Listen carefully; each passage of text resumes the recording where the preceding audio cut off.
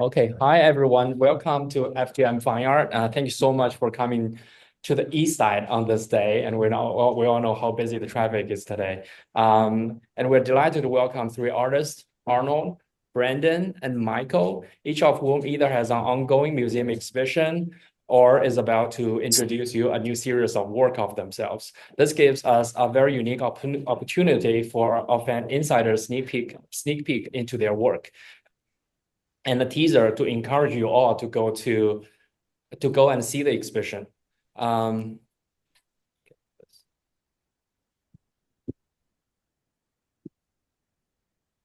Arnold is renowned for his traditional Chinese literati style landscape paintings. He studied under esteemed artists and scholar C.C. Wang. His work is a part of permanent collections in many prestigious institutions, such as the Met, the British Museum of Art, the Asian Art Museum. The list can go on and on. Combines traditional Chinese painting techniques with contemporary perspectives. He explores the balance of water, ink, linear rhythm, and most importantly, the use of brush from the lineage from Wu Fan to C.C. Wang. The Cleveland Museum of Art actually just put up a retrospective show of Arnold, and we had the pleasure to be there and saw the unveil of the largest painting Arnold has ever painted, which is very spectacular. You will see oh, actually, you can see it here already, but he'll show you better photos later. And over there, we have Michael. Michael is actually based in Beijing. Artist works whose work integrates traditional Chinese landscape aesthetics with contemporary photography. He is a self-taught photographer, deeply influenced by Chinese rich art history traditions, particularly landscape painting. He presents photographs in traditional Chinese formats such as albums, hanging scrolls, and hand scrolls, and framed fan leaves, creating a dialogue between modern photography and classical art forms. And similar to Arnold, his paintings were in the permanent collection of a lot of prestigious museums and institutions. He is actually the first photographer to have works acquired by the Metropolitan Museum of Art's Asian art department. And recently, his whole series of Yangtze River, a set of 42 scrolls, were acquired by Princeton Art Museum. And hopefully one day they'll put some of the scrolls on show and we'll see them. And Brandon is based in Atlanta, and he's known for integrating East Asian calligraphy format with contemporary art forms. He's recognized for his acclaimed murals in Marvel Studios' Black Panther movie, contributing to film's visual narrative. He explores the fusion of English alphabet forms with Chinese brushstrokes, creating a unique visual language. So without further ado, I'll pass the attention to Arnold so he can start his show at Cleveland. Thank you, thank you. So I talk too much, so I'm not going to talk too much today. I just want to go through and show some of you who have not yet had an opportunity to get to Cleveland, to encourage you to go and see the actual exhibition. And so here it goes. So Clarissa Von Spee is the curator at the Cleveland Museum of Art, and we decided on putting together this exhibition. Really began with this visit to my studio in January, and she started selecting works, and a lot of work was involved from her whole department and from the conservation studio, and everybody at Cleveland did a wonderful job. So I'm just going to run through the show. This is entering the Chinese gallery, and on you see the two beautiful Tang Dynasty figures that are guarding. They're guardian figures. They're guarding all my paintings. Those were originally sold by Kaikado several years ago when I was working there. They're two of the best Sensai ceramics.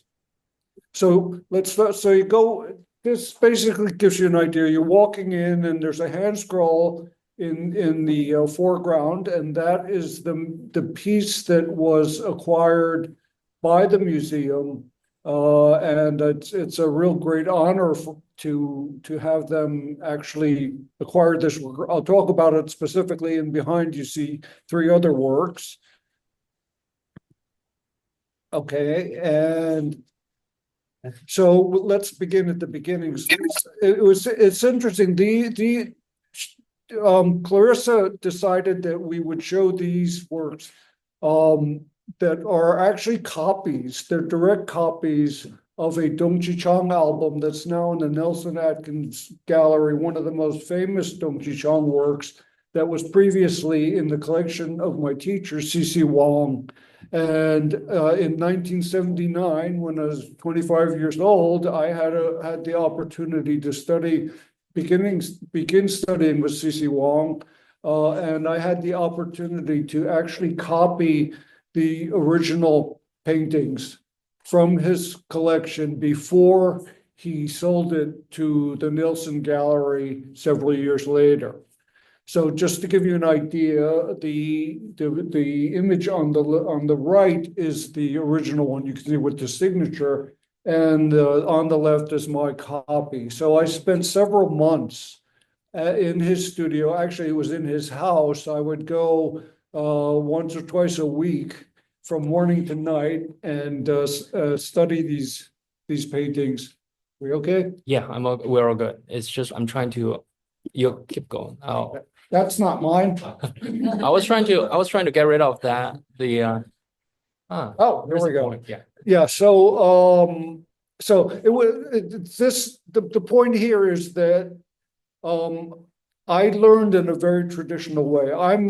You can probably tell I'm a New Yorker. I grew up. I went to PS6 right down the block, and so for me, Chinese painting actually was really an important entry into my own sort of genetic background. I'm 3/4 Chinese, and so there's issues of identity, ethnicity, all that which we can talk about. But the ability to copy original works from and to work with a great collector and painter himself, C.C. Wang, was just a fabulous opportunity.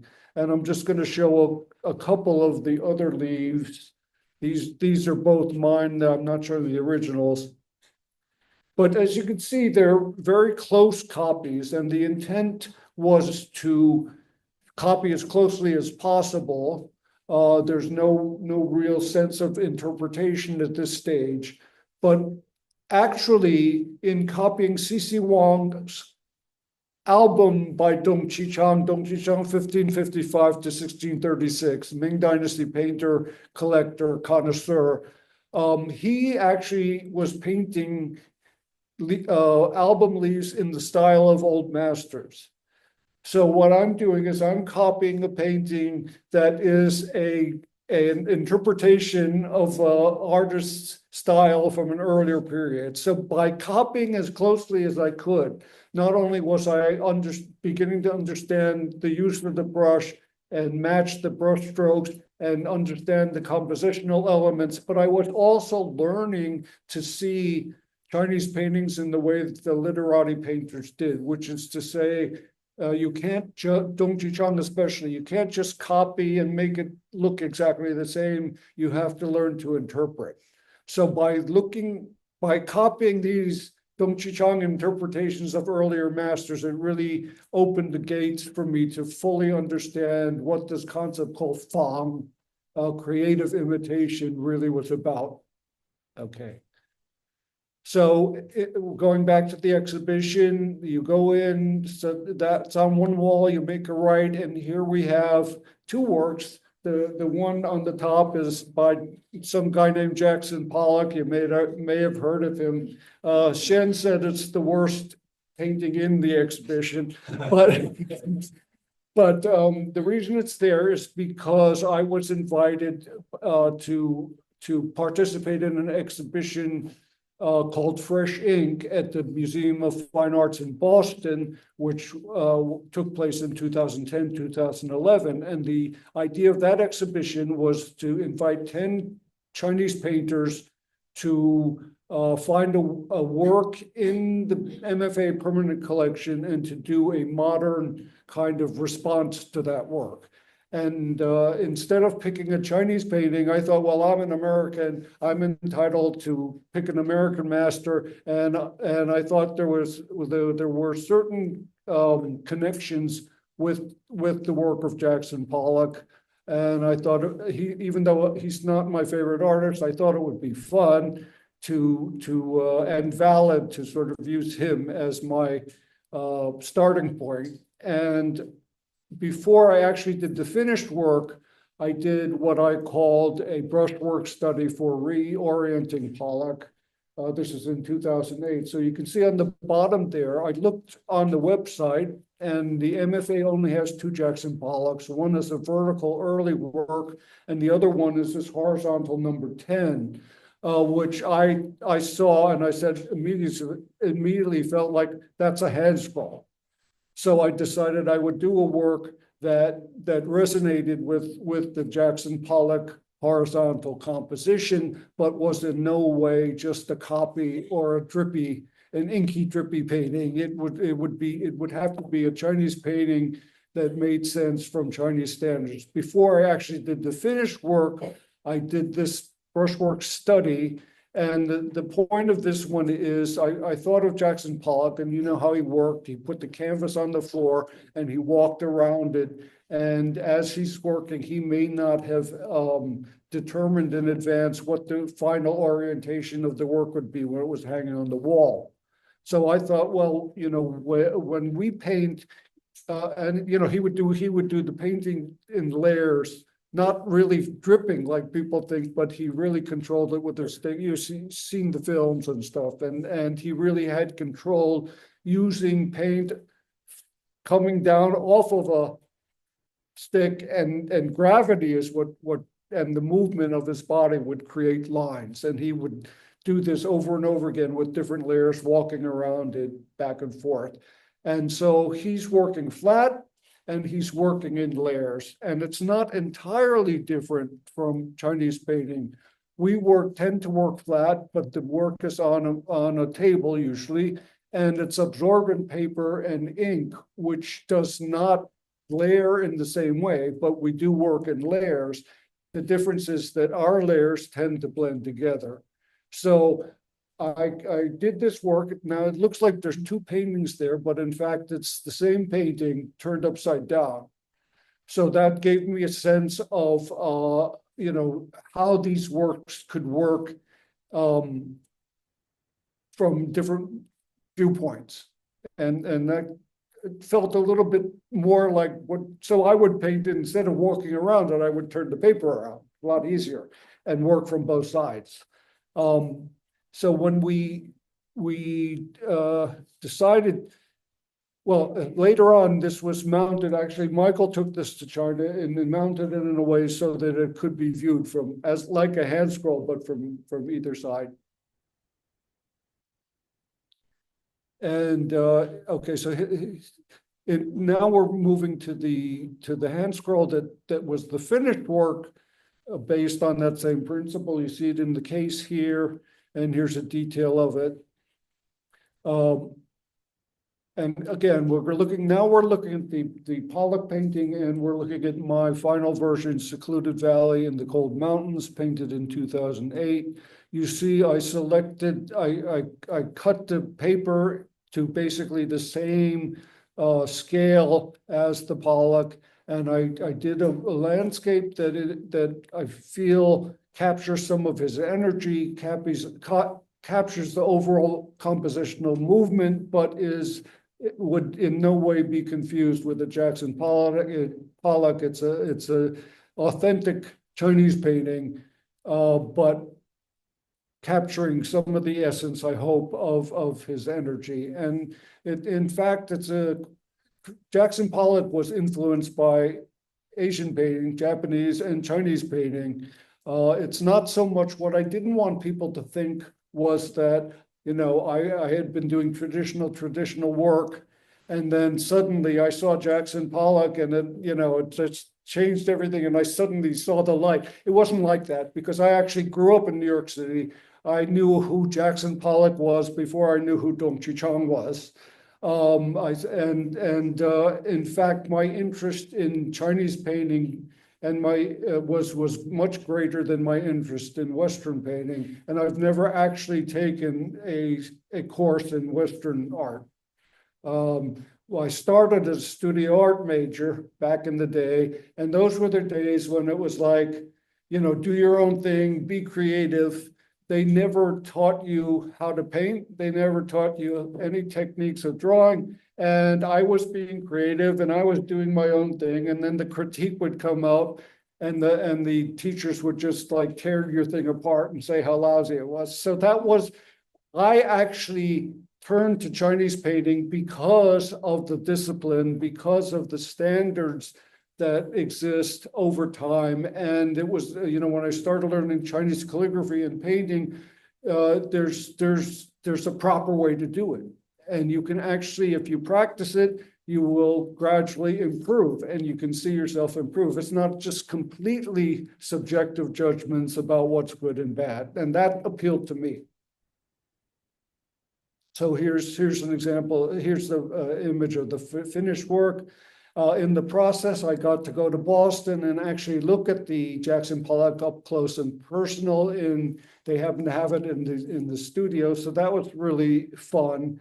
And seeing it the way that he must have seen it as he was doing it was pretty interesting, flat rather than on the wall. And I looked very closely. You could see staples and cigarette butts and stuff, because he worked on the floor in his studio. And you can still visit in Long Island. You can visit the studio. And I'll just run through a couple of details so you get a sense of the overall thing.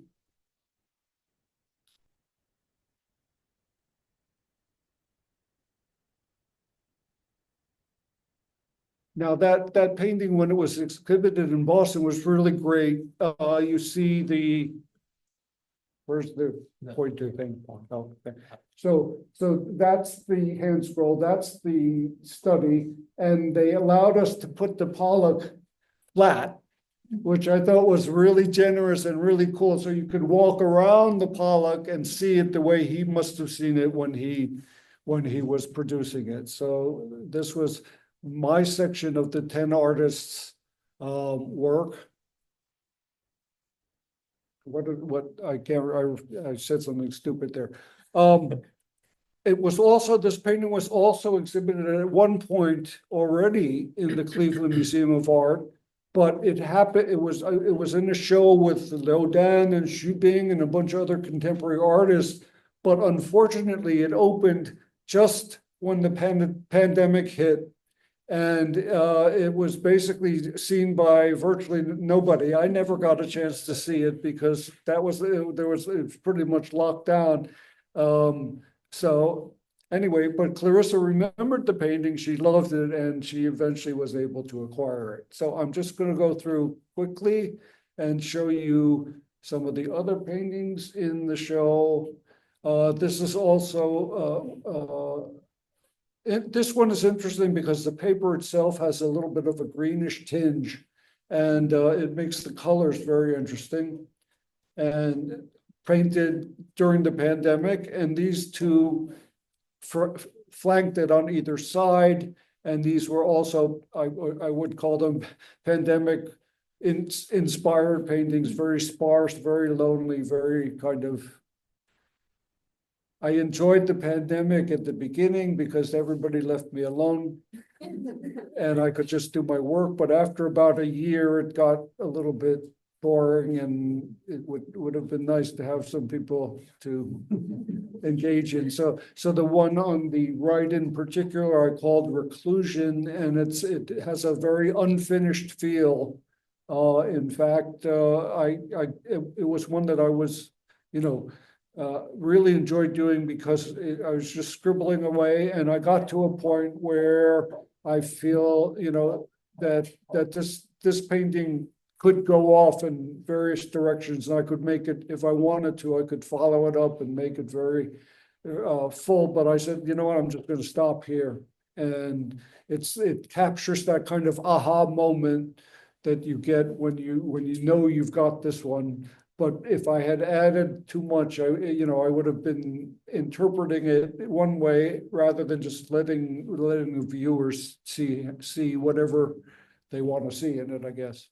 And then you make another turn, and there's two paintings here, more recent, one with color, and the bottom one is a collaboration with this gentleman, Michael Cherney here, which was actually purchased from this gallery, a year ago or so.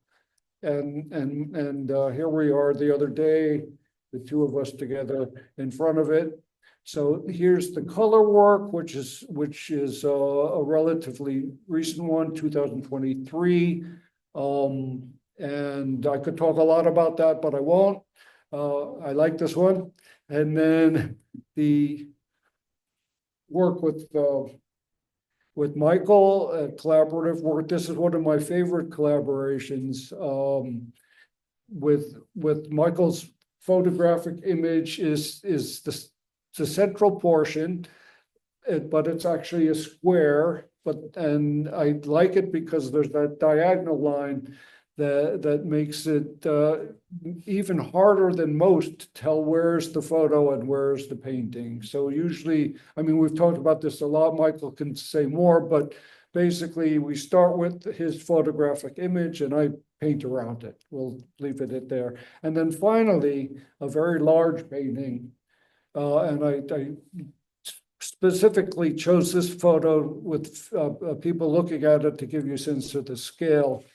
This one I call Mapping the Universe, and I actually worked on it for over 10 years, which doesn't mean I was sitting there every day slaving away, but over a 10-year period, I would take it out from time to time, and that's the finished. It doesn't really show up in the photo, but that's the finished product. And I just want to go through some images. I actually at one point rented a studio just to do this painting. I had two large sheets of shred paper, really large sheets, 16 feet by 6, more than 16 feet. And one sheet I split into 3. So the hand scroll was actually on the same paper. I made 3 hand scroll, I cut it that way. And then I saved this one sheet for many, many years, and then finally decided that I would work on this. And I didn't know that it was going to take me forever. But just to give you a sense of gradually working, you'll notice it's a big sheet of paper, but I'm still using the same small brush that I used for the small paintings. And people always ask, how do you do the middle section? That's one way. Look at the size of that brush. It's just a little brush. So layer upon layer. This is already another studio, which I'm in now. And the only way, there's one wall that's almost big enough to hold this, but it has to be horizontal. So I always had in mind that this was one of these paintings where you could look at it, not necessarily from 4 directions, but either vertically or horizontally. But I could only hang it in my studio horizontally. So you kind of have to, you have to do this to sort of see what it looks like. And you can see just gradually, the universe is congealing and building up and creating galaxies and all that kind of stuff. Little by little. So I worked on it in spurts because I needed, to take it out. It was a pain. So, I did it intensely for a while. That's why it took so long. And you can see the color also added layers and layers and layers. It wasn't just one, there's going to be blue here and there's going to be, another color. And gradually, it comes together. So some areas use wash, some areas are more dry brush. And even though these are tree-like looking things, they're not necessarily trees. There's not, it's just natural textures, natural forms, natural shapes. And by 2020, it's getting there, almost done. Added a few more dry brush. What happened to this one? Nothing. And then nothing happened. I'll just skip that. And then, so now this is about the time when Clarissa comes and decides what we're going to put in the show. And you can see that the three paintings on the back wall we just looked at, and this one is on the big table, rolled out, and I'm finishing it up. And finally, it gets to Cleveland, where one of the big issues was such a big painting, I didn't know what to do because it's not easy to mount. So that's also part of why I created a painting that could be either horizontal or vertical, because depending on where it was going to be exhibited, they could hang it whatever space they had, and I signed it twice, one vertically and one horizontally. So if the next owner has a horizontal space, that's cool, no problem. Anyway, so finally, after doing this, Clarissa von Spee agreed to do this exhibition. Actually, I have to give Shen a lot of credit. He took all the paint. We didn't, I didn't want to pay for a shipper because it's a ripoff. They have to buy insurance. So Shen rolled them up and rented a SUV and drove it all the way to Cleveland. So thank you, Shen. We have to figure out, how to get it back.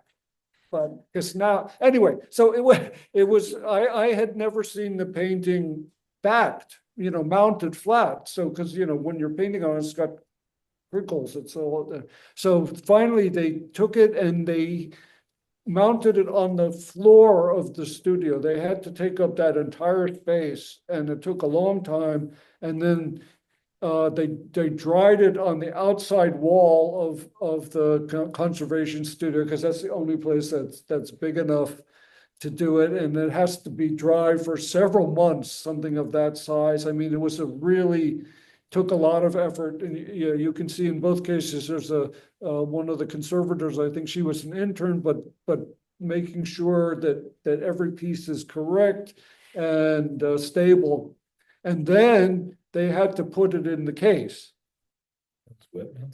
So yeah, that just barely fit, and it took them 12 people and a crane and everything to get this thing into the case. And fortunately, I wasn't there because I would have been very nervous with them. But you can see they did it, and it looks great. And this is a view from another corner. And I hope you will all come to Cleveland and see it again. And I'll meet you there if you want.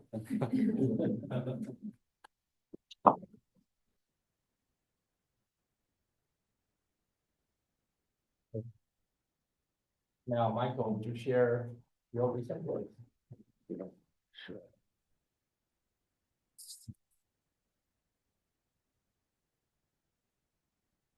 Oh, yeah. The two paintings are here. Actually, one of them is here on the back. Okay, yeah. All right. No, here, thank you. I always speak about photography, and even several times at this gallery I've spoken about, but not much about calligraphy. And so I just thought I would share a little bit of poetry and prose that's written by others as a way of showing the evolution to the piece that's in the show, the scrolls hanging in the corner there. And this is from the very beginning. I remember I've been studying calligraphy since around 2003. And I very naively at the time thought, wouldn't it be nice to combine some writing with my photography, thinking that would be easy. And then quickly discovering as soon as I began how ridiculously impossible it is.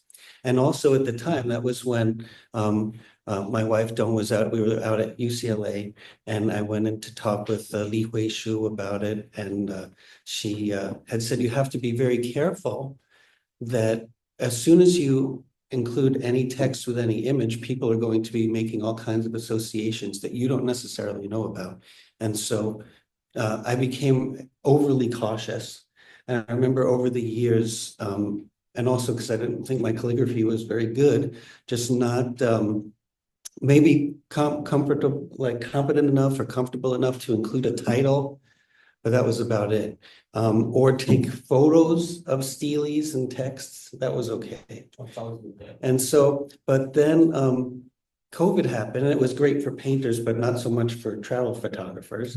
And so I focused a lot of time on writing. And I remember feeling towards the end of COVID that whatever art was going to be coming next for me was going to be different. And I wasn't quite sure what it would be yet. And so there was this very beautiful poem by the American poet W.S. Merwin that spoke to me very personally. I think many people could relate to it. He talks about a whole bunch of different contrasts. It's not a very long poem, but for me, it really struck as almost like contrasts of having, I don't know, some of you know I had cancer when I was younger, so almost like one lifetime and then a separate lifetime, or one eye seeing the real world, one eye looking through the camera, or either being at home or out traveling, taking photographs, or being like in a place that, is it a new homeland, or am I a guest, or something like doing research and planning, but then being open to what really happens when you're out in nature, either the weather or the seasons, that kind of thing. And so I wrote out that poem as a scroll here. Here's you can see the poem. And I'm not going to talk too much about this work, but there's images at the front and back. But I just like to share the text with you of the poem. The reason being that it'll help explain how things evolved.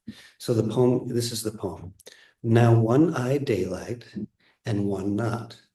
There was a lifetime before they flew their true colors, but I must have known the moment I was born, the pans of the balance swinging along with me, always two poles with the seasons rocking between them. And the familiar, the unexplored, the city, the country, abroad, almost at home, and home never quite there, just the way it was before.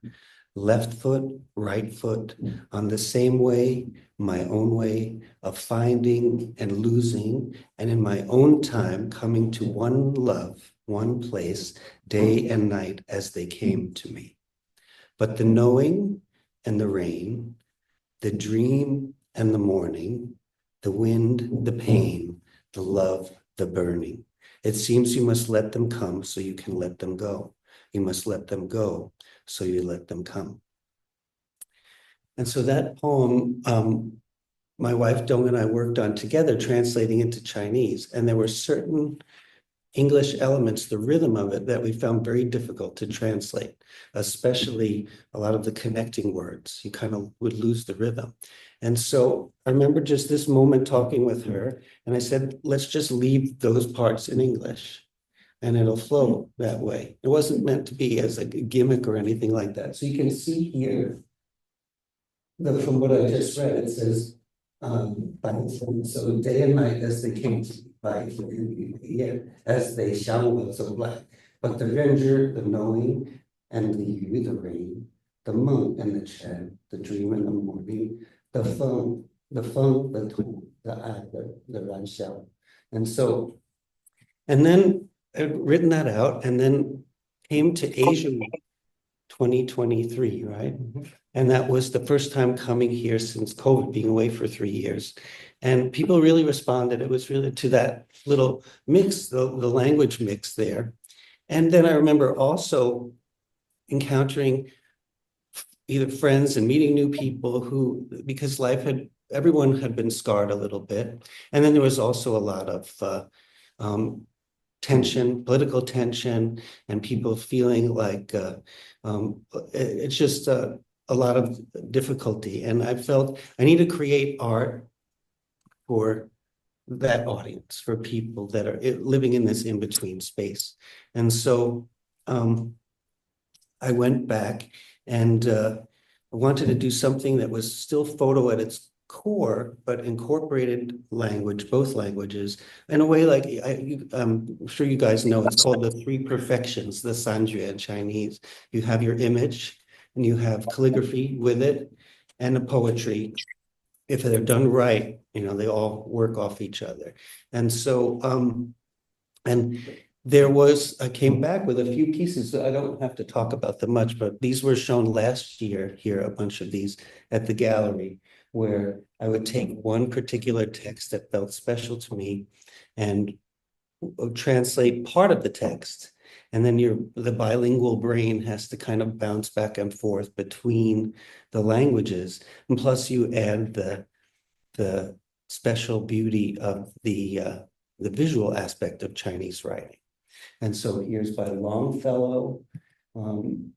This is Gwendolyn McEwen, a Canadian poet.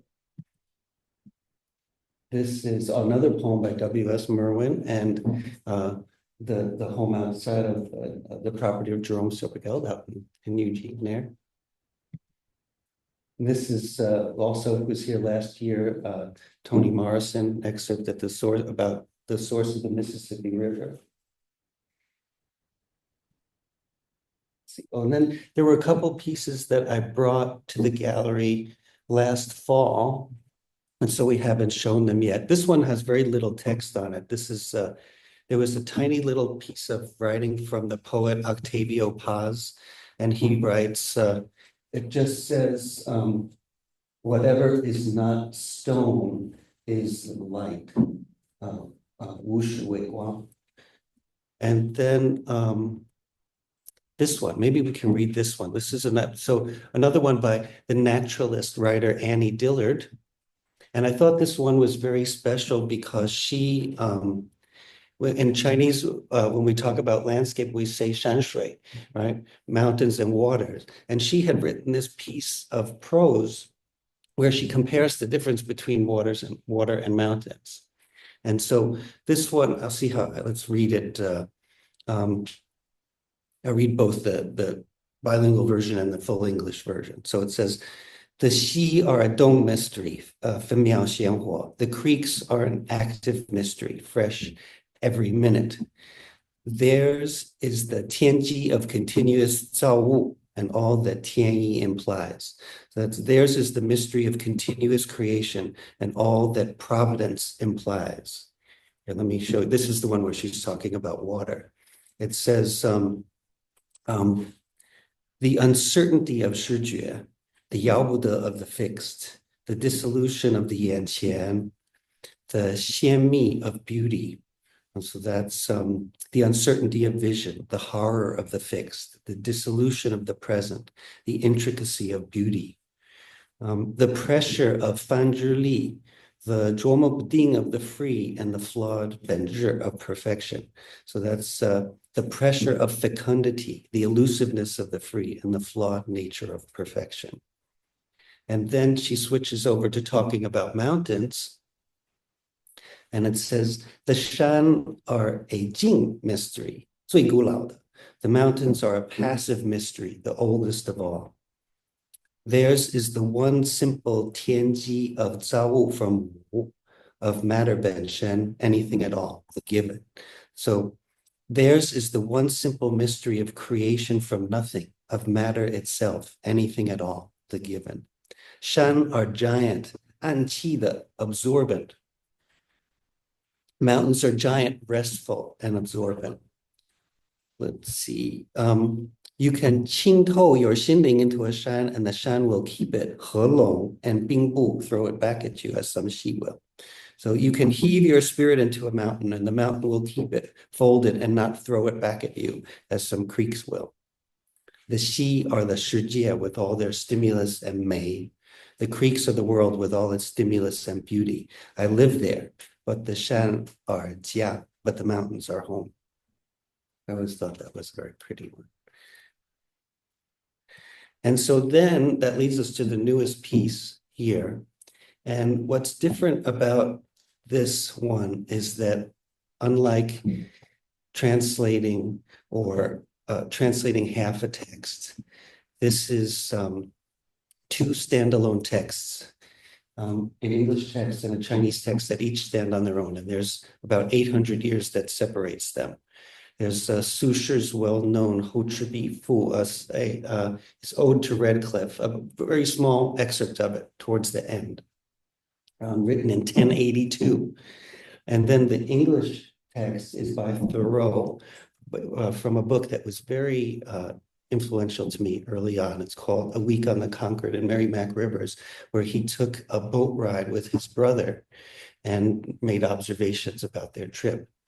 And so we're looking at a photograph from Huangpu in Jiangxi province in China. We can see the birds, the cranes in the bottom corner there. And it's a little hard to see on the slide here, but the photo carries across, it spans both sides of the scroll. If you look in the bottom left corner, you can see how the dark parts kind of carry across. It's just the left part has been darkened so that we can see flip the calligraphy from dark to light so we can read it. And it also kind of gives the feeling of a steely or rubbing to give it a little bit more weight. And so Thoreau's writing was from the 19th century. And it's, maybe I'll just, I'll read what the texts say so that you can appreciate the relationship that they have to each other. One moment to find it. Here. Here. So the English that Thoreau has written, it says, as it grew later in the afternoon, and we rode leisurely up the gentle stream, shut in between fragrant and blooming banks where we had first pitched our tent, and drew nearer to the fields where our lives had passed, we seemed to detect the hues of our native sky in the southwest horizon. The sun was just setting behind the edge of a wooded hill, so rich a sunset as would never have ended, but for some reason unknown to men, and to be marked with brighter colors than ordinary in the scroll of time. Though the shadows of the hills were beginning to steal over the stream, the whole river valley undulated with mild light, purer and more memorable than the noon. For so day bids farewell even to solitary vales uninhabited by man. Two herons, Ardiae herodias, with their long and slender limbs relieved against the sky, were seen traveling high over our heads, their lofty and silent flight as they were wending their way at evening, surely not to alight in any marsh on the earth's surface, but perchance on the other side of our atmosphere, a symbol for the ages to study. The last vestiges of daylight at length disappeared, and as we rode silently along with our backs toward home through the darkness, only a few stars being visible, we had little to say, but sat absorbed in thought, or in silence listened to the monotonous sound of our oars, a sort of rudimental music suitable for the ear of night and the acoustics of her dimly lighted halls. Pulsi referent ad sidera valles, and the valleys echoed the sound of the stars. And so he has begun in the afternoon, and now it's dark and silent. Now, I'll first read the translation of the Chinese, so we could hear the Chinese after, so you can get a feel for what it sounds like. But so now, if picture it's dark and silent, and Su Shi, who is also on his boat trip, coming from the end of his boat trip, he says, by then it was toward midnight. All around us, it was deathly silent. Suddenly, a solitary crane came toward us from across the river from the east. Its wings traced cartwheels in the air.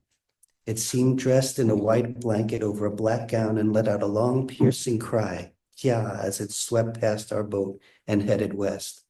A short while later, the guests left and I fell asleep. I dreamed of two Taoists clothed in feathers fluttering about.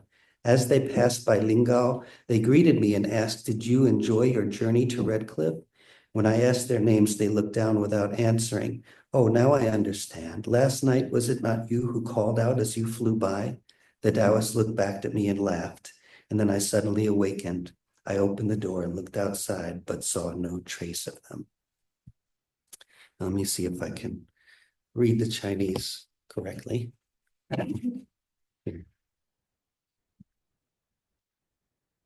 It says, 时夜将半，四顾寂寥，时有孤鹤横江东来。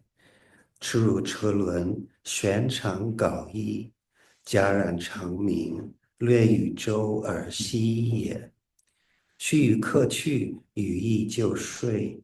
梦二道士语意翩跹。或临高之下，一语而言曰：赤壁之游，乐乎？闻其心鸣，伏而不答。呜呼！一夕，我知之矣。愁夕之夜，飞鸣而过我者，非子也。道是故笑。语意惊悟，开户视之，不见其初。And so, if you have a chance to take a look at the piece carefully, you'll see how the English and Chinese intertwine with each other. I had to do a little bit of figuring that both languages start here, both pieces start here and end here, have to, on average, have a certain number of English words for a certain number of Chinese words. And then within that range, see what words how the forms can work well together. And so you'll see in some cases, the strokes in both languages are borrowed from each other. The Chinese character can also have strokes that work for the English writing, etc. So, but that's the piece. I just feel like we needed some peaceful contemplative work right now that shows how the two cultures working in cooperation can create something beautiful instead of in confrontation with each other. Yes.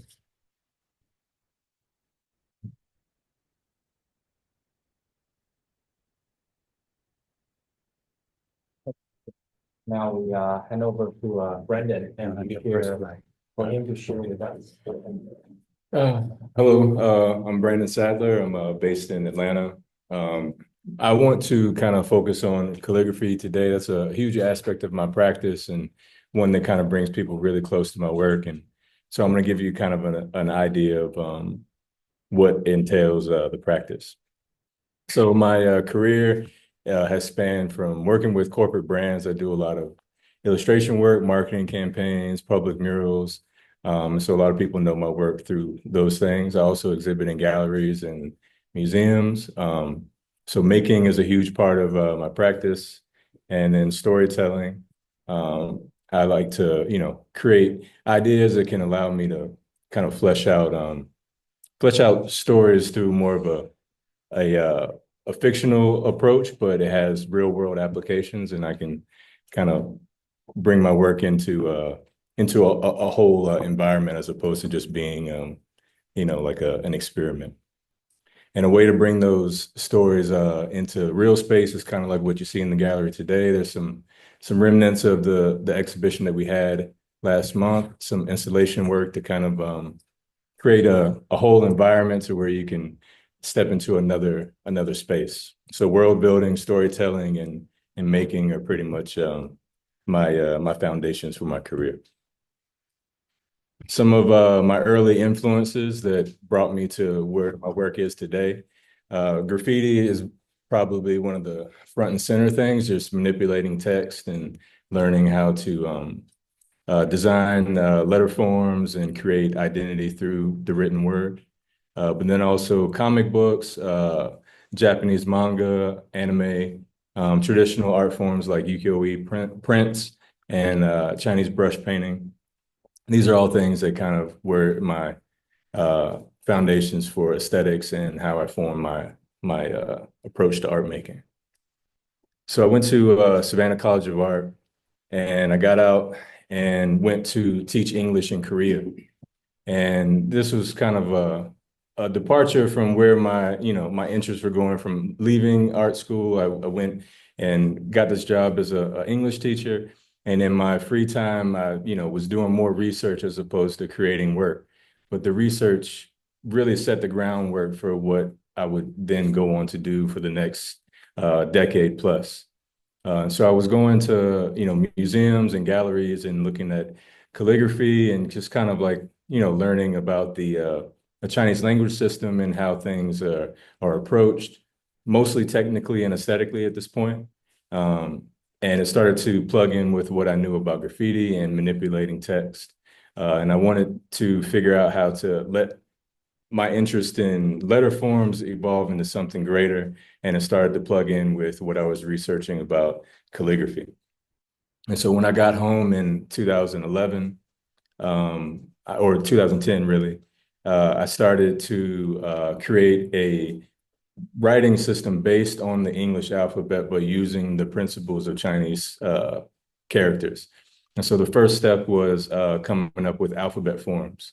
And I chose to, based on my interest in martial arts, like taking animal styles and attributing attributes to how you move your body based on this kind of philosophy around what the animal represents.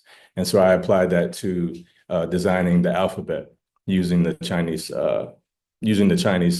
approach to writing. So the first here is the tiger style, which is more of a bold and direct approach. And it can also be attributed to like a standard style script. And then the next style that I came up with is mantis style. It's a little sharper. It's kind of like a running script where you're starting to get more into a semi-cursive format.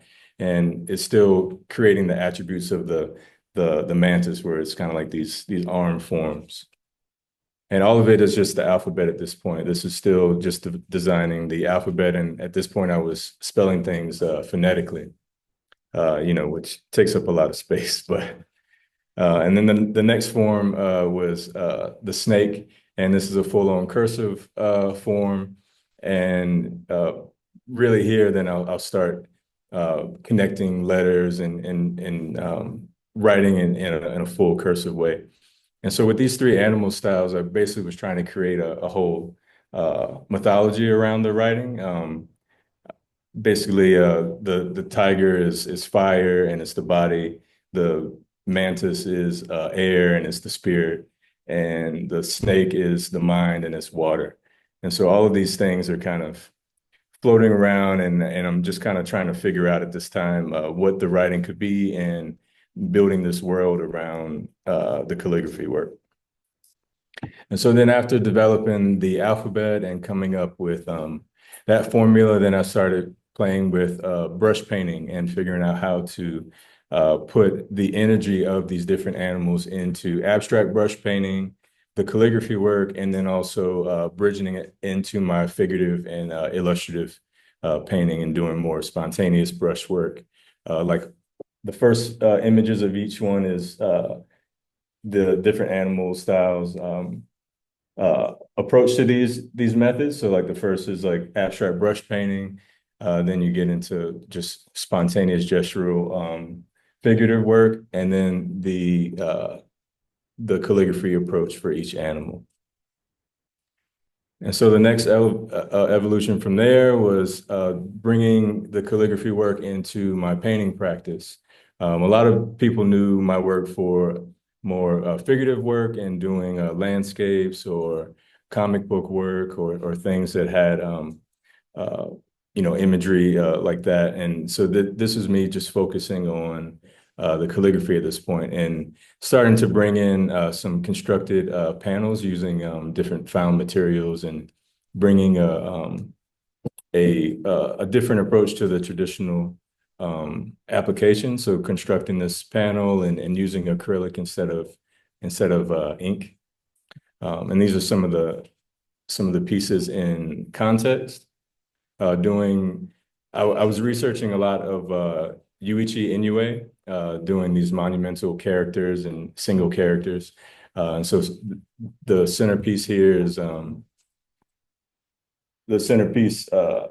more of a nod to that, and focusing on a single character as opposed to a whole passage. And then more alphabet styles here, really coming up with a unifying theme through each one. It's all still the alphabet, so A, B, and I'll start with, usually to design these, I would start with just coming up with the A, and however that came out, then I would apply that character to the rest of the alphabet. And I have about, I don't know, 30 some odd different alphabet styles. And still here, I'm, having to, if I wanted to write a whole paragraph, I'd have to, spell everything out, which took up a lot of space. And so that would bring me to the next approach to the writing system. So coming from the alphabet, then I had to figure out how to create a whole word in one character. And so still using the method of stroke order and shape, I would first figure out what my word would be, and then design the letters within the square format like a Chinese character. And I can here put the words or the letters in any order that I see fit. Sometimes in the sequence that they're written, other times I'll flip them, reverse them, or rearrange them to fit within the format. So the I and the E is here, the T is upside down, and then the M is there. And then from there, I can apply stroke, shape, and order to create the standard semi-cursive and cursive style from there. And then, so this is all happening around 2019. And it was a major breakthrough because before that, like I said, if I wanted to write something really long, it would take up an enormous amount of space, and it wouldn't have the design, the flow, and I couldn't necessarily repeat words as easily as I can now. Now I have a running index of all the words that I've designed, and they're all alphabetized, and I'll come up with a passage like this is a piece from a De La Soul song. It's kind of a lyric excerpt from the song, and I'll go through, design all of the characters or all of the words in the piece, and then figure out how I'm going to create the word. And this is my first time taking the calligraphy and putting it in a public format. And I really enjoyed this. I like trying to come up with non-traditional ways to see what the work can do.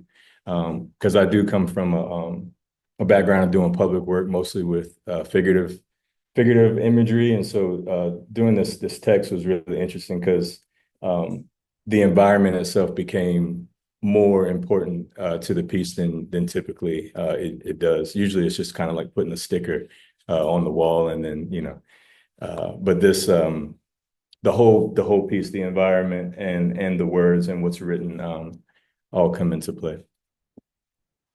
And so then some of the calligraphy in exhibition, these are all just monumental characters focusing on one single character. This exhibition I did like a meditation on the word transform. So there's a few pieces here in the hallway from this series. And over the course of, I think, a couple of weeks or so, I would write the word transform every day and figure out, based on my energy that day and however my approach was, what the character would do. And I really enjoyed seeing it transform. And so for me, the calligraphy starts with, of course, the technical aspect, learning the stroke shape, learning the method of construction and design, and then figuring out how to use the materials. But then after that, it really gives way to, I guess, for me, the spiritual and personal development aspect, where how you show up for art making is really reflective of how you show up in life.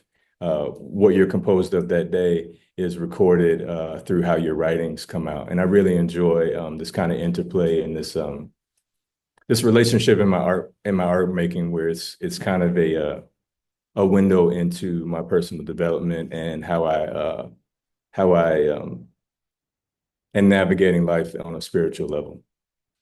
And so it's just some more of calligraphy works, but these are also done in a different way. Like these first images are with ink on paper, of course, but these are using enamel on canvas, and this one is using acrylic on paper.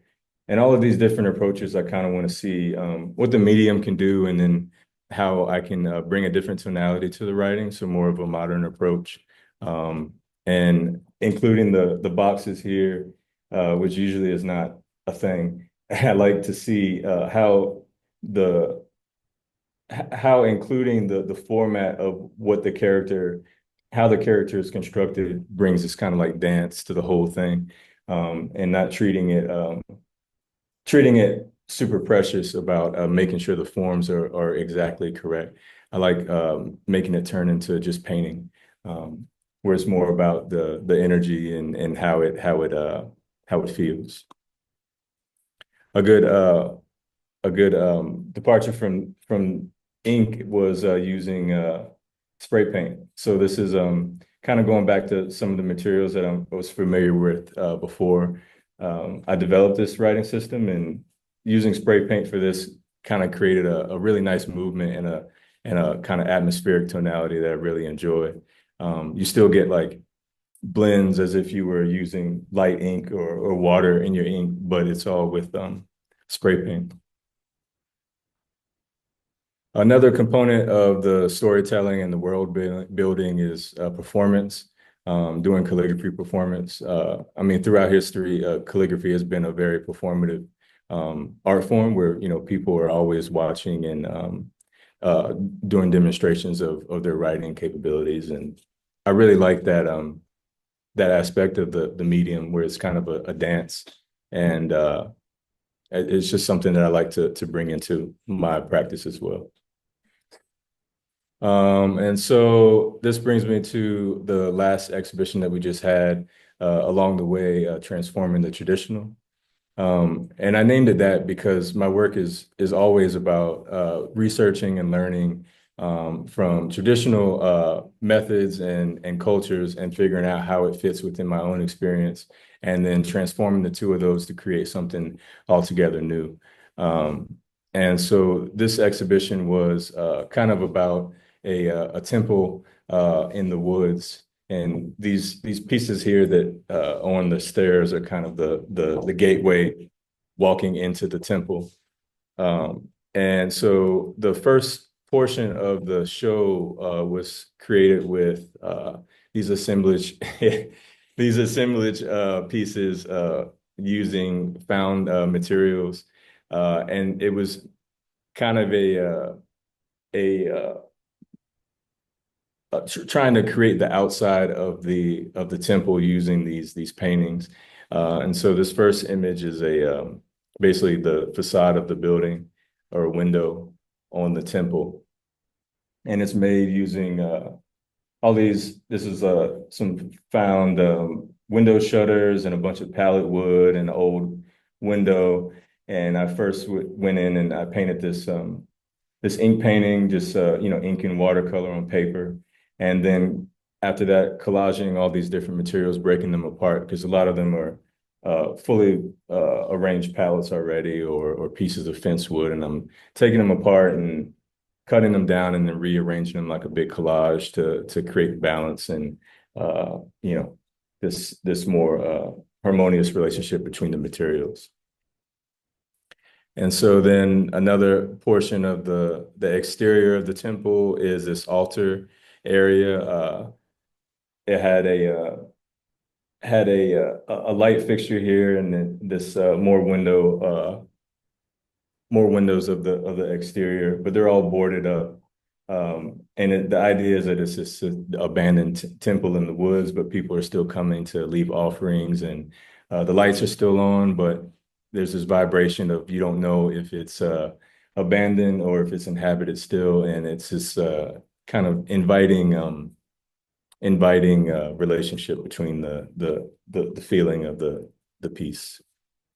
And it's kind of this conversation for me, at least, where the temple itself would be, I guess, the human psyche. It's like nestled in this woodland area. You have to navigate to get to the internal, and once you get there, it's kind of boarded up and affected by time, and it has all this like remnants of memory and use. And it's a spiritual relationship of sending out prayers to something that may or may not be there, and trying to figure out how you continue this relationship without knowing what's on the inside. And so I really enjoy collecting materials and kind of obsessing with how things relate with each other, and then figuring out how to create time using new things. So all of these stickers, you can see some of the stickers on these entry posts. Like all of these I designed and then cut out into woodblock prints and hand printed those. And so all of these are brand new. And then I would glue them on there and burn them, and use sandpaper and different stains to create like this old patina on all the materials. All these matchboxes are all new, but they, I've weathered them and beat them up to make them look like multiple hands have touched them. Some more details of those images. And all of these are based on Senja Fuda. So like a Japanese temple, you go to the temple and you get a sticker, like a blessing sticker, and you can put it on the temple. So this is kind of my rendition of these Senja Fuda stickers. Yeah. And then so coming into the inside of the temple, everything on the interior was based in the calligraphy practice. So you have that piece that I spoke about earlier, where it's just acrylic on paper, and then I did some landscape painting, and there's more large characters that were going to the back, and some lotus paintings. Some of those pieces are in the hallway now. And that's what I got.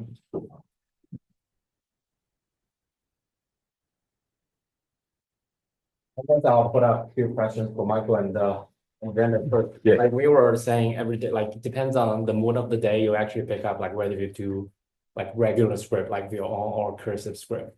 Like it's very similar for like traditional Chinese calligraphy, like there are regular scripts and cursive scripts. But how about Michael? Like I see you always do like cursive script. I would say, like, do you feel like doing cursive script all the time, or sometimes you would feel like doing like slow down and just like make it slowly and going with regular scripts? Yeah, it's like you kind of master one script in a lifetime or something. So it's like I don't even dare try to tackle another one. And it's a lot of Chinese friends have bad memories from when they were young of being forced to write. Oh yeah, And as a result, don't really write as a result. And so it's was very lucky in that my teacher was a painter, so he was a bit more carefree.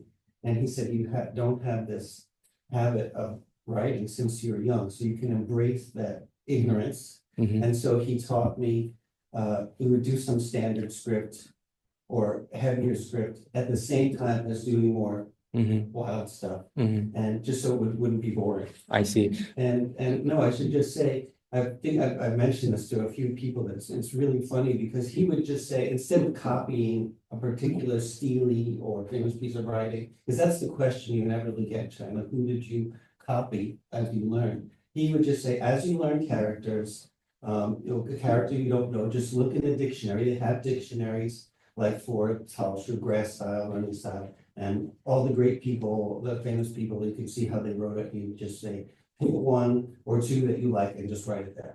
And that's what I did. And so people that were real experts in calligraphy, when they saw it, they'd be like, oh my God, Michael has mixed up that guy and that guy and that guy, thinking that I understand them all, but I was just choosing them randomly. Well, that's what. But that's actually the experience I had. I was like, Michael, you're so good. How come you have like you can actually do the very like different styles of cursive script, and you can collect, well, you're actually collecting all the characters from the ancient masters. But Brandon, like when you do like, for example, like if you one day you are not in the mood for cursive script, you start with regular script like standard ones. Like the more and more you do, would it help to build up the momentum and then suddenly move into cursive script? Does it work?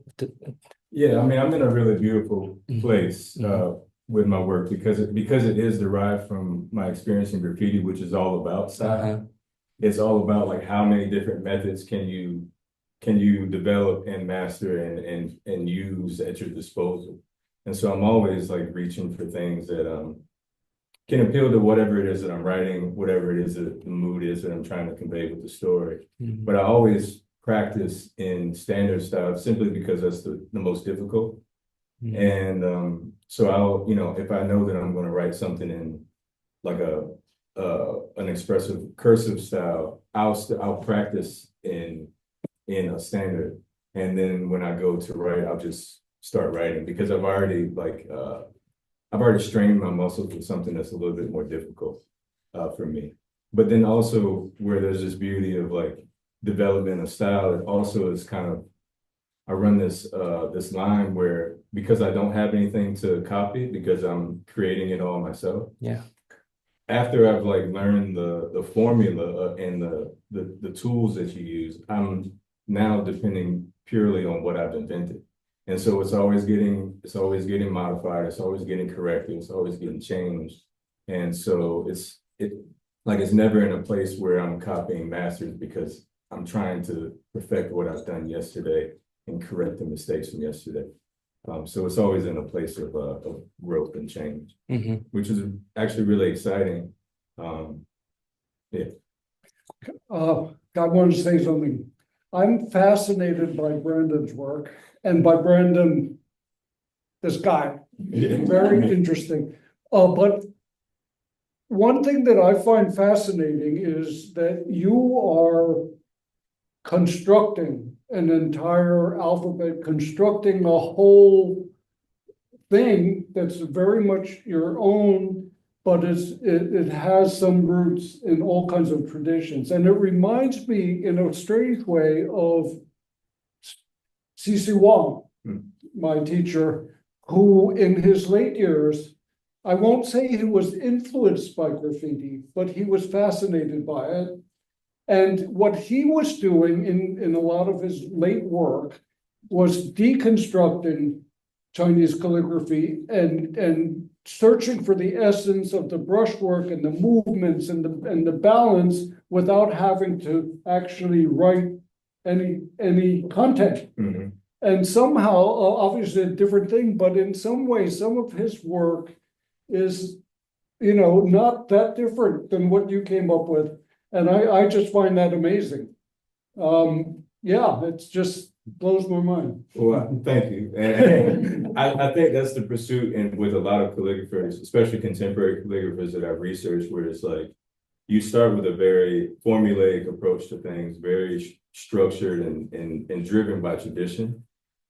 And the whole pursuit is figuring out how to have that turn into your own personal expression, and then to figure out how to innovate after that. And so like artists like Wang Dongling and Yuichi Inoue are huge for me, where it's like these are people who come from the long tradition, but they figured out ways to have it turn into purely painting. And I think that's like, it's just really beautiful to have something that a mass amount of people use for communication and basically constructing reality, and then figuring out how to make that into pure expression, which I think is what graffiti is all about, where you come from a standard way of writing, you break that up and you make it all your own to the point where only that community understands what it is. That's just I remember at some point, my young, at the time, young son was interested in graffiti and doing all, and there were books of graffiti, and I showed them to C.C. Wong, and we're looking at it, he was really fascinated. And of course, those were the days where there was graffiti everywhere in New York, so he would ride the subway and I don't think he would say he was influenced by it, but it somehow clicked. Yeah, it's just mark making, identity, coming up with methods to kind of use these tools to be your thumbprint. Like it's just something I obsess about. Like well, it's actually like Chinese calligraphy has always been referring to the mind stroke, like it comes from your heart and you go with it. But a lot of the old masters, they have to practice and practice like until they get so perfect, and then they can go freestyle. But I agree, like what you said, it's really should be like going from your heart and to express yourself. That's really I mean, you have with every art form, you have to have a foundation. You have to have some level of structure. And then everybody has their own process for how much time they rest in that space. But I mean, I really like when it becomes something that is purely expression. I wish all other people will like adopt your system of writing things and become a code and out there on the graffiti on the wall so we can all read it. Well, that's why I think Shubing's work is really interesting, because I think his approach is more about the linguistics and getting people to make connections between his writing system and Chinese writing system and English. And I think it is made for people to use.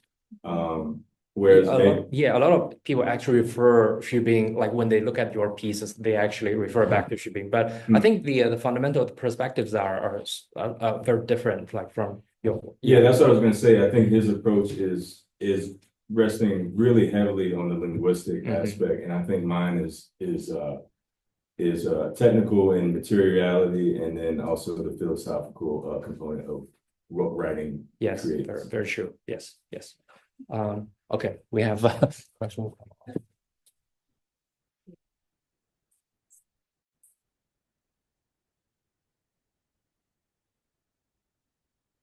Whereas the found objects in clinical construction that you created. One of the things I noticed there is that there's a lot of emphasis on people and community. And these are places of gathering, places of social interaction, but these are all sort of created ex nihilo and fabricated in your own the ephemera that you find you assemble are also things that you created. And so I'm really curious about the strong sense of nostalgia that emerges from these works. And what that, where is it coming from for you?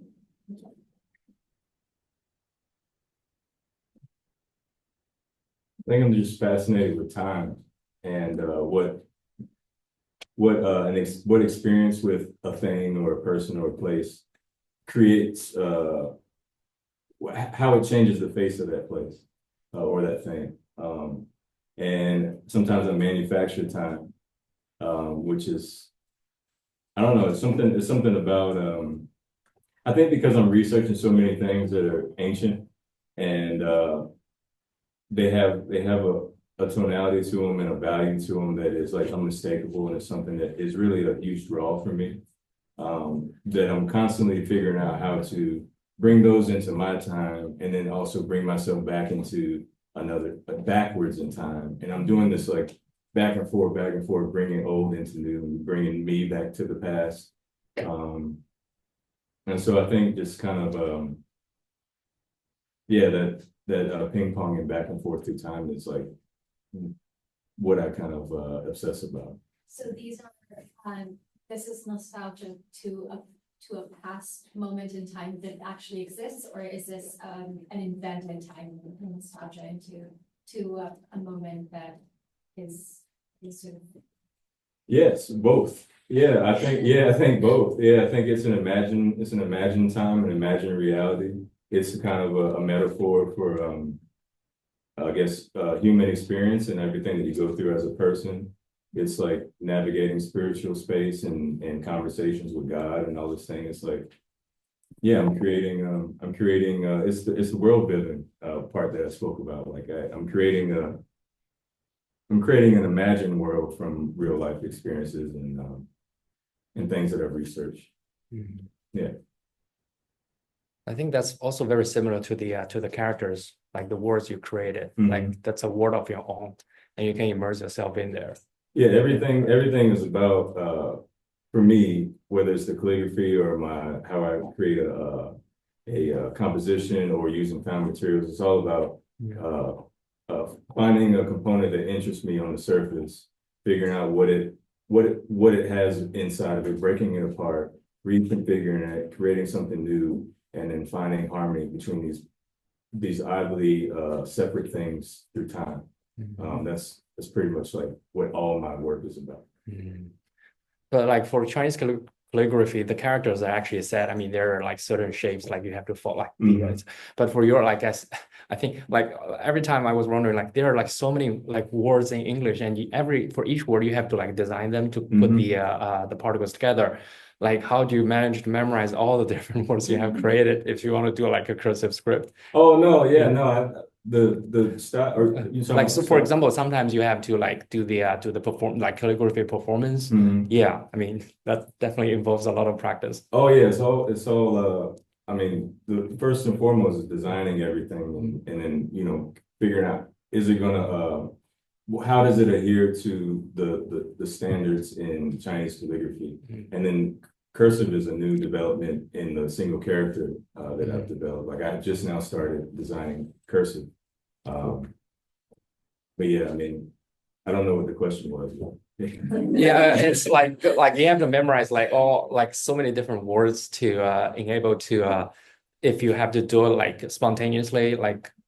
Oh yeah, I mean, I have an index, so if I have a passage that I'm gonna write, I have it printed out. I see. And then also everything it's been building on itself since 2009. And so whether it's a new character or a character that I've written hundreds of times, the principles and the formula is there, so I can pick it up wherever it is left off. Even if I don't have something to copy, I could design something right on the spot. Oh, cool.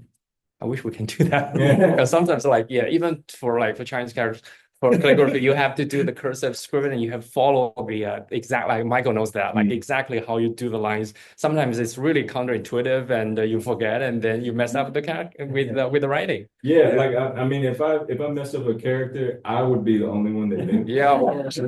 And so as long as it has balance, it has movement, then I can rest in knowing that I made a good work. Okay, yeah, that's good. Okay.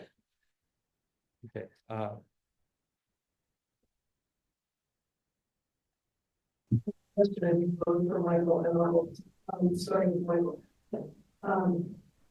Your photographs are very atmospheric and and I'm wondering how that evolved for you as a photographer. And then how did you start collaborating with Arnold and using the two media together, ink and photography, which is really quite amazing. Thank you. That's very kind. It was actually was all experimental for me. I learned a lot about how it related to classical aesthetics as I was creating things. And it's funny, like the cranes in that image were actually photographed in 2007 or 8. And it's one example of how I had gone to, just heard this is a very important wetlands in China, and just wanted to photograph the birds. And it had been a particularly devastating year environmentally. The water level had dropped quite a bit. And so I just felt as if the images of the birds that I'd taken that looked most like images you might see in National Geographic, I felt didn't really convey the weight of what was happening. So I ended up being drawn to these tiny little excerpts, enlarging them, almost like this feeling of that the birds were dissipating into history. It's like there's really extremely beautiful, like you think of Japanese rimpa scroll and Kyoto of the cranes, right? And the closer you get, the more beautiful it is. And this almost just disappears. You get very close, and that and trip to Huangshan and like certain images that are just like being drawn to little pieces or excerpts where the information was limited, but it was just enough for your mind to be able to figure out what was going on. But as a result, you had to work harder to appreciate it. And everyone's viewing, each viewer's experience of seeing something would be a little bit different based on their own imagination, what they were bringing to it. It becomes much more rewarding, I think, to see the art in that way. You have to meet it part way. And so that's why voids, empty space, limited information, it just felt, it carried weight. And so, and with Arnold, I think we had been in some shows together. This is as early as maybe 2005, 6, 7, the Chengdu Biennale in 2007. I remember think I had met Arnold once before, and that Biennale was the first time for us to really communicate, but I was very much drawn to his brushstrokes and the paintings he had in that show. And then several times, Hamilton and in Princeton, we were just curators were bringing our art together in group shows. They saw some kind of common field, and we remarked upon it at the time that if you looked at a detail level, microscopic level, you could see how there were similarities between the film grain and Arnold's brushwork. And we, at that time, right at this Princeton show in 2009, we said, what if we try to do some collaborate together, but weren't exactly sure how that would take shape. And we thought about all kinds of different combinations, iterations. And because I have a difficult time printing, the paper is not really designed for photo printing. I mess up a lot. And so for me to take a complete Arnold Chang work and then try to print on it and mess it up, be like, sorry, I just painted again. It wasn't very realistic.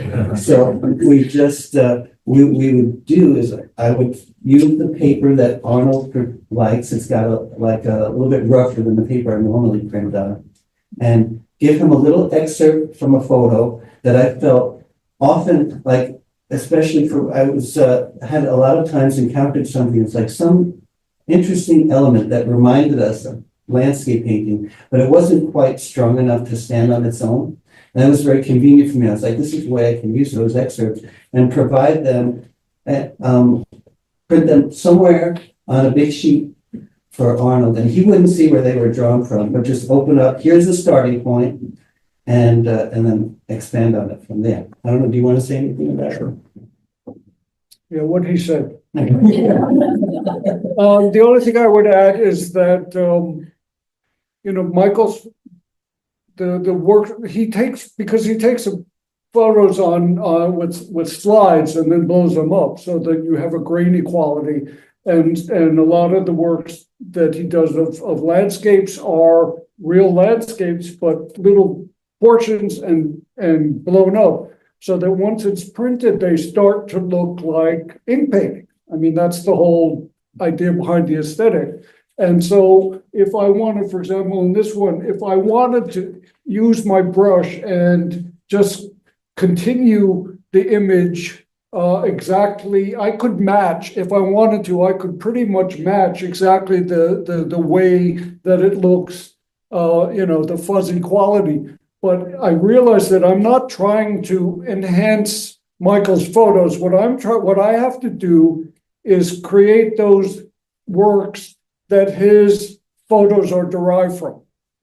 So I want my portion to look like a painting, and then somehow we have to combine them in a way that works. That's all. Any more? Okay. Okay, couple of questions. This is for so mapping the universe. You work on it for 11 years, and then you have to finish up and decide this is, now it's done. And I'm very curious about those last 5 minutes or last hour of that moment when you said, okay, now this is how it is. Actually, in this particular case is the right word, because Michael and I had a joint exhibition in Cleveland in 2015. 15. It's all the same to me. And so we started thinking about that show a couple of years before that. So I had always, there's that gallery space is small, but they have that one big case where they always put the Dongqi Chang or the big Wenzhongmen calligraphy. And I always had in my mind that I was hoping that I would be able to, because I have this big sheet of paper, I was hoping that I would be able to finish that painting in time for the 2015 show. And that's when I rented a studio and I said, I'm going to finish this and it's going to go there. But I couldn't finish it. So then I figured, no rush, work on it little by little. And also because of the nature of the space I was working in, I could never see it vertically. And it just barely fit on my wall horizontally. So I always had in my mind that it would work either way.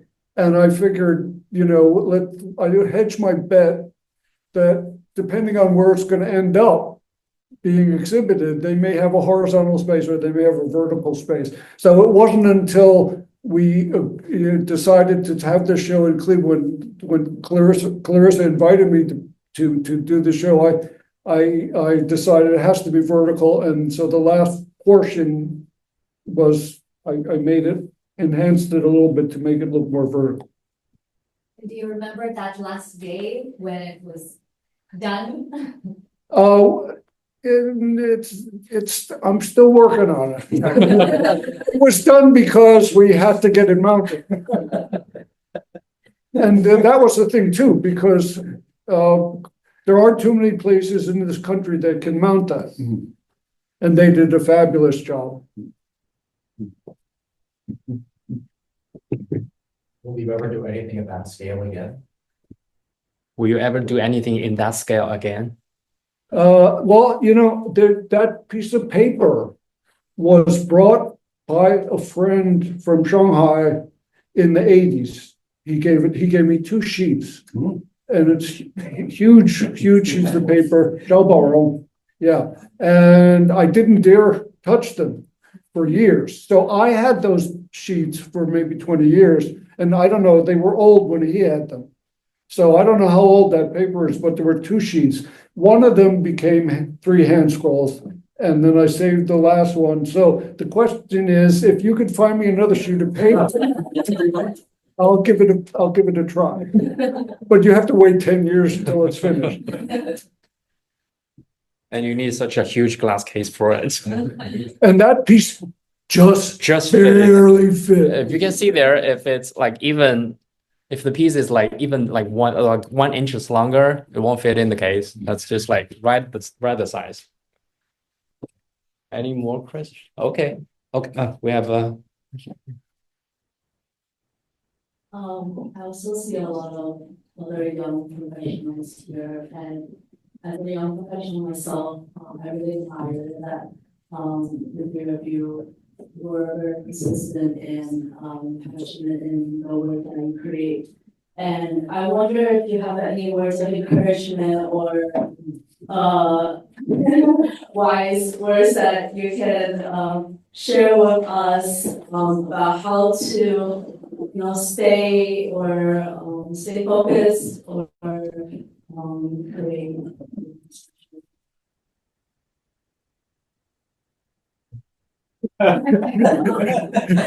just give them a lot of encouragement. Who, me? Yeah.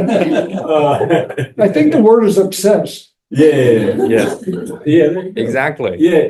I guess the first thing is identifying what makes you excited. And for me, I know the things that I'm interested in. I pursue those things. All my income goes to nurturing those things, my time goes to those things. And I think having experiences that stretch you as a person, while also being in line with the things that interest you, is a good approach. I don't know if that's vague or not, but yeah. And a lot of things can be considered art. It's just convenient when you do visual art that you end up with this thing that you have to be able to hold. But a lot of talents that people have, things that they're passionate about, it's also an art to see or realize. It doesn't only have to be that expression. And I would add that people, there's a lot of people who paint to make a living. And my attitude is I make a living to paint. Yeah.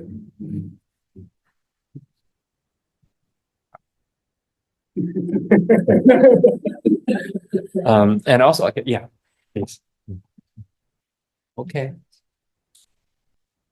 Okay, thank you so much for sharing our ideas and okay. Feel free to walk around and look at their work on the wall. Yeah.